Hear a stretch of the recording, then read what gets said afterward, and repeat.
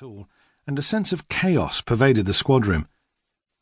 After hanging his cloak on the rack, Ian sat at his desk in the corner, turning his attention to the growing mound of paperwork. But he found it difficult to concentrate, sensing expectant looks from the other officers around him. Conversation had ceased when he entered, and there were low murmurs he couldn't make out, the words lost in the room's lofty ceilings. It was clear something had to be done. DCI Crawford was not the sort of man to take anyone into his confidence, but D.I. Hamilton was the closest thing he had to a friend on the force. It was more of a father-son relationship, and a fraught one at that. Ian knew if anyone could break through the chief's intimidating personality, he could. He didn't relish the idea of confronting Crawford. His commanding officer's tirades were legendary, and over the years had reduced more than a few recruits to tears. Ian looked up to see Constable Bowers hovering nervously nearby. His blonde eyebrows were knit with concern, terror in his deep-set blue eyes. "What is it, Constable?" "Well, sir, he wouldn't talk to anybody. Just sits there in a black mood, staring out the window, you see." Like Ian, Bowers came from Inverness-shire, but DCI Crawford had the ability to intimidate even the Highlanders on the force. "And you're waiting for me to do something about it, I suppose," said Ian. Constable Bowers fiddled with his truncheon and bit his lip. "Well, are you going to, sir?" Several other policemen stared at him from their desks. The tension in the room was as thick as the evening fogs that rolled in from the Firth of Forth. "All right," Ian declared, standing up and squaring his shoulders. "I'm going in."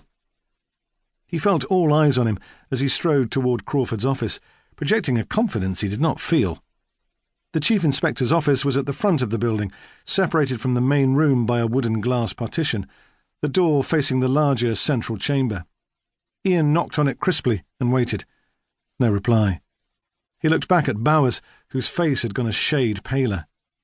"He's in there, sir," the constable said. Ian knocked again, more sharply. Still no response. He took a deep breath and opened the door. He braced himself for reprimand, but the figure slumped behind the desk barely moved to acknowledge his presence. The seat was turned toward the window, so all he saw was the back of the Chief Inspector's bald head over the top of the chair. "Sir?" he said. "Do you know what I hate, Hamilton?" Crawford said, without turning around. "What's that, sir?" "I hate this whole blasted existence. We eat, we sleep, we trudge off to work, return home again only to eat and sleep some more. What's the bloody use? That's what I'd like to know." "We also catch criminals, sir. We make the city a safer place to live." "Do we, Hamilton? Is it really safer?" "I should venture to say so, sir." "How can you tell? Because it feels like a cesspool to me right now." "Then imagine what it would be without us."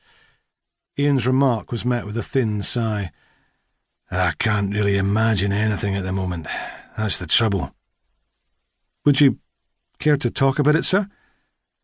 Another sigh, then what sounded like a muffled sob, and DCI Crawford slowly swivelled around toward Hamilton.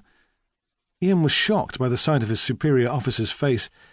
It had a pasty, greenish cast, as though all the blood had drained from it. His cheeks sagged, his eyes were dull and lifeless.